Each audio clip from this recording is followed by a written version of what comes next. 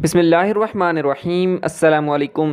Kuwait से एक breaking news शामिल करते हैं कि कुवैत में आज रेत का शदीद तूफ़ान आया हुआ है, जिसकी रफ्तार शुमाल मगरब से 60 किलोमीटर फ़ी घंटा है। महकमा मौसमियात के एक एहलकार यासिर बलोशी के मुताबिक धूल की लहर के कुछ इलाकों में मरैयत को मुतासर करने के लिए कल शाम तक ये तूफ़ान जारी रहने की तवक्का है।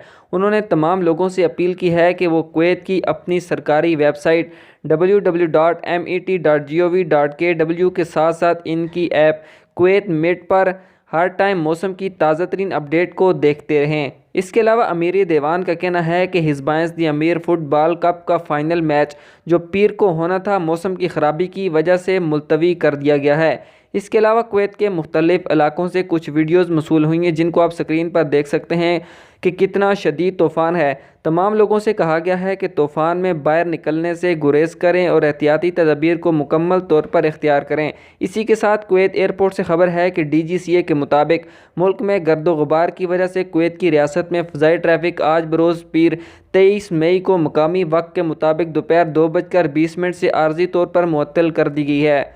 कुवैत सिविल एविएशन के डायरेक्टर जनरल हमाद अल जलावी, डिप्टी डायरेक्टर जनरल बराए फ़ज़ाई नेविगेशन खिदमात के अमूर ने कहा है कि मौजूदा मौसमी नमूनों की वजह से तजारती परवाज़ों को दोबारा शेड्यूल किया जाएगा और हवाई ट्रैफिक सिर्फ एक बार दोबारा शुरू की जाएगी जब धूल का तूफ़ान मुकम्मल तौर पर कम हो जाएगा।